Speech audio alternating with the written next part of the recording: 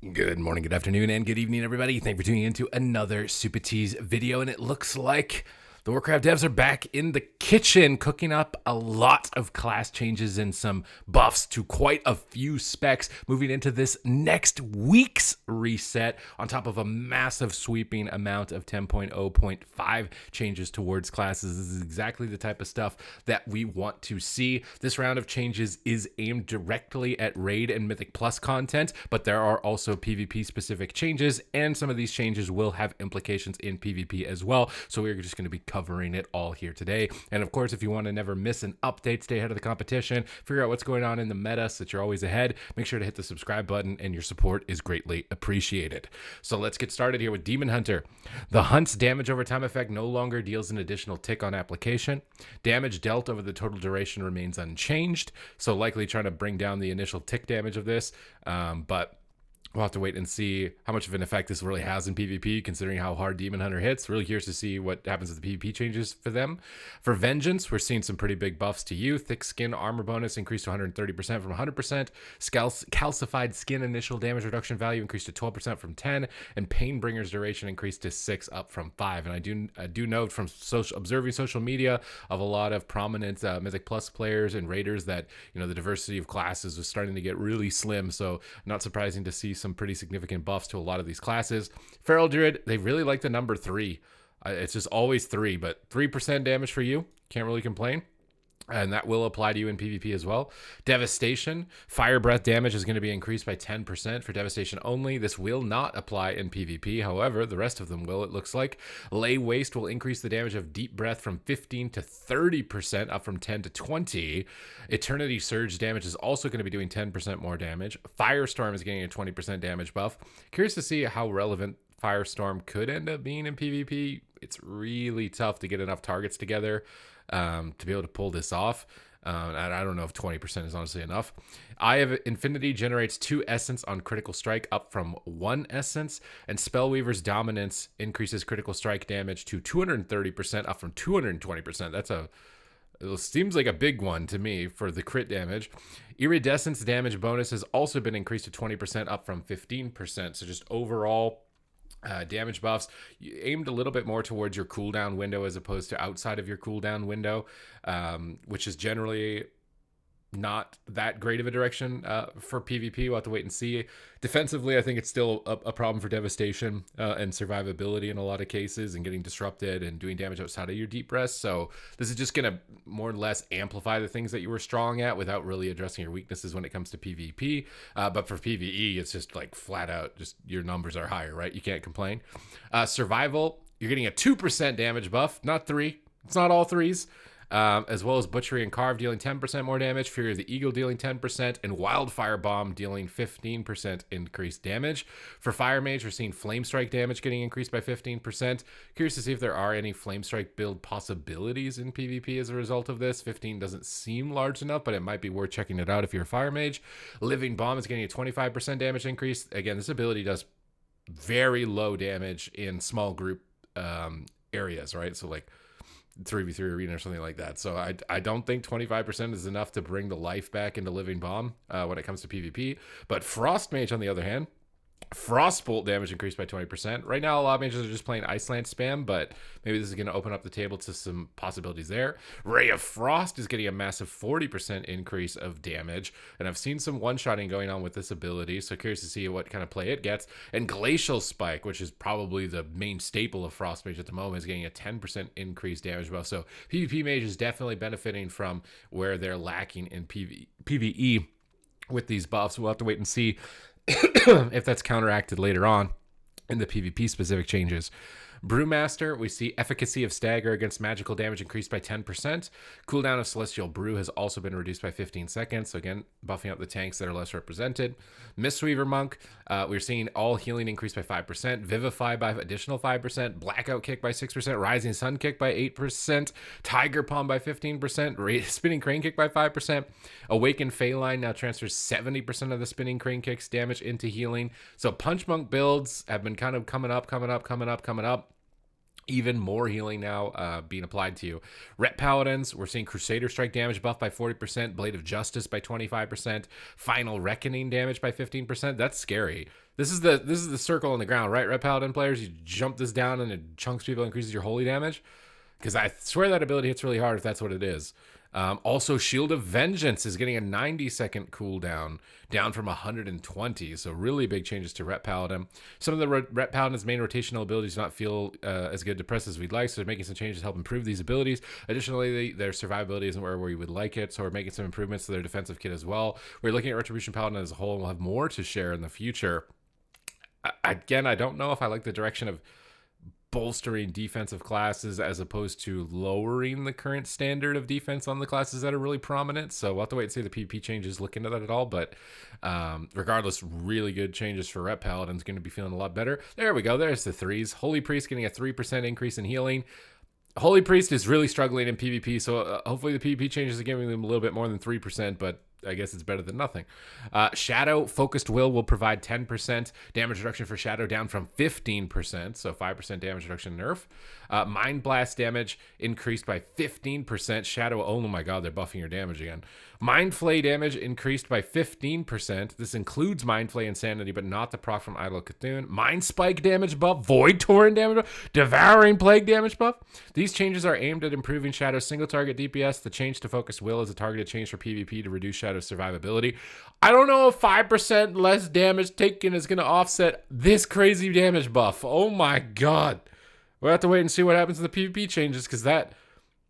I would trade taking 5% more damage for 15% all this.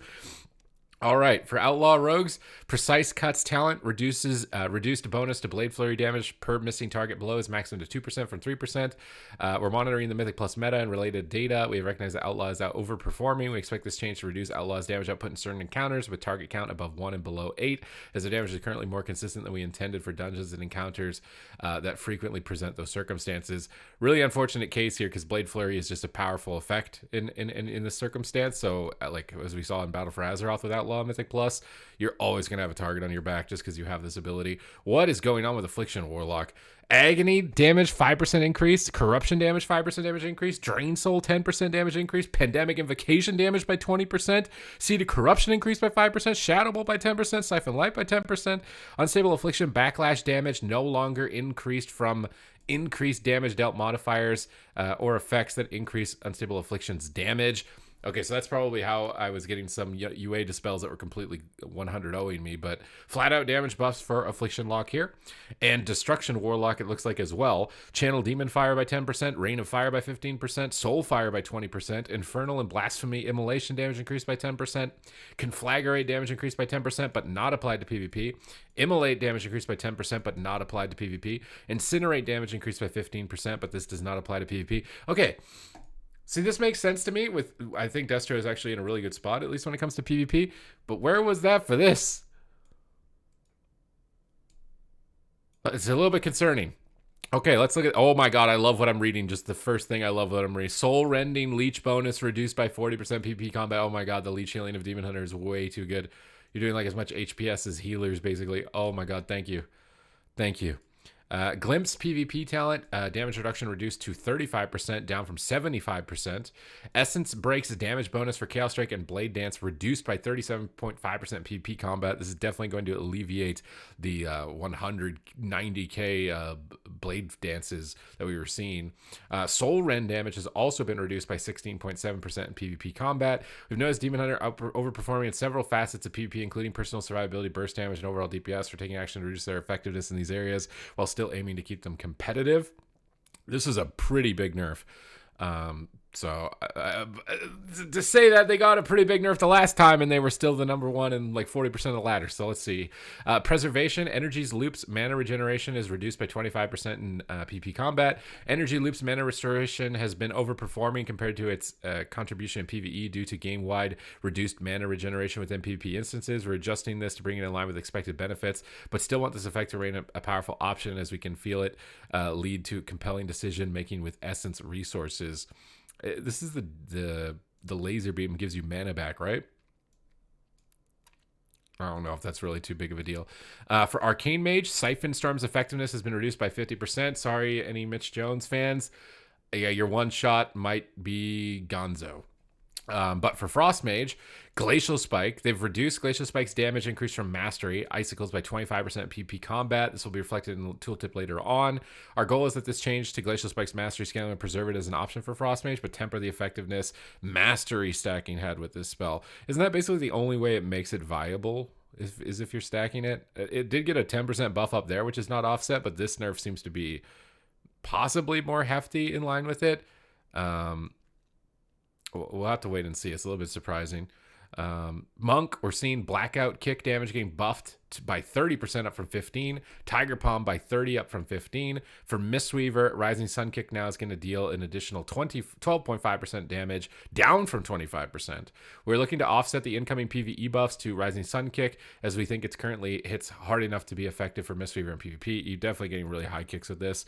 Buffing the sustained damage for Windwalker. Again, I don't know if that even 15% is enough to make you more relevant outside of Serenity. We'll have to wait and see. Oh, Thunder Fist is getting reduced by 40% in PvP. Sky Reach increased critical strike chance by 30%, down from 50. Fists of Fury damage, though, is getting buffed by 15% in PvP combat. Windwalker Burst has continued to be above a level we're comfortable with. We're targeting Thunder Fist and Sky Reach, as they have been large contributors to this. We're also increasing their sustained damage, as we feel there's room for that to improve as their burst is reduced. Again, it seems like the right direction. I have to wait and see it overall if it's going to be enough. For Priest, Flash healing has been increased to 30%, up from 20%. For Holy, healing increase has been increased by 10%. Holy Word Serenity has also been buffed by 15%, so you're getting more than just 3%. Holy Priest PvP reductions and casted healing effectiveness in previous patches that we now feel are unnecessary and are reverting. We also feel Holy Word Serenity has not been as effective as we would like at handling burst damage, so we're increasing that as well. Okay, here it is for Shadow. Shadow Word death damage reduced by 30% in PvP combat, was only 20%. Mind Blast reduced by 25%. Mind Spike reduced by 25%. Devouring Plague by 25%. Vampiric Touch by 5%. The proc rate of Shadowy Insight has also been reduced by 25%, and the proc rate of Surge of Darkness has been reduced by 25%. Shadow Priest has been widely overperforming, so we're looking to offset the recent PvE buffs to them and reduce their power defensively through changes to Focus Will. We're also reducing their instant proc damage availability, as we feel Shadow Priests do not have to hardcast spells as often as we would like them to. And this is definitely true. You just get dots up with instant cast, spam purge, and wait for procs. So aiming to try and get them to cast spells is going to be a way to make them more vulnerable than they currently are defensively. I think targeting the self-healing may have been a bit of a better direction than damage reduction, just because there are classes that can kill a Shadow Priest very easily, like an Arms Warrior or a Windwalker, that are focused on like this direct, heavy physical burst. But spellcasters, damage over time effects don't really dent their health bar, and I'm not sure if 5% damage taken is enough to make that more relevant, which is what I think needs to be more relevant towards making them weaker. But this is pretty significant. We're going to have to keep our eyes on how good Shadow is as a result of this. Assassination Rogue. Improved Garrote damage bonus reduced by 40% in PvP combat. Iron Wire's damage reduction debuff now has a PvP duration of 4 seconds, down from 8. Assassination spread and single target Garrote pressure has been very high. We're targeting... This is really what they're afraid of in PvP. Decreasing the effectiveness of improved Garrote. Iron Wire's damage reduction effect has also felt too potent to us at preventing enemy pressure. I do like that, looking at that specifically, but I would have anticipated it was the burst damage of Assassination. So I don't think this is the end of the world for Assassination. You're definitely still going to be very strong. Demonology. Demonic Strength unleashes a Fellstorm that deals 150% increased damage in PvP combat, was 400%. That is a massive nerf. Oh my god. Demon Fire damage increased by 75% in PvP combat, but Dreadbite damage has been reduced by 10%. We feel Demonic Strength can be a difficult spell to notice and has little counterplay compared to the Demonic Tyrant and its associated Demon Fire casts. We're looking to adjust Demonology's burst sources while aiming to keep them at the same relative power. We also want to slightly reduce Demonology's overall pressure by targeting Dreadbite. Ooh, this is a... I was already starting to think maybe Demo is going to slip away to Destro. It might be the case. For Warriors, defensive stance is now only going to reduce your damage done by 15%, down from 20%. This is trying to aim towards the Arms Warriors defensive kit, and in 10.0.5, you're getting a really powerful returning spell that I'll be covering in my 10.0.5 class update video. These are all changes that are coming in as of this next reset. So really big nerfs to Demon Hunter, seemingly really big nerfs to Shadow Priest as well, two of the main outliers, as well as Demonology Warlock.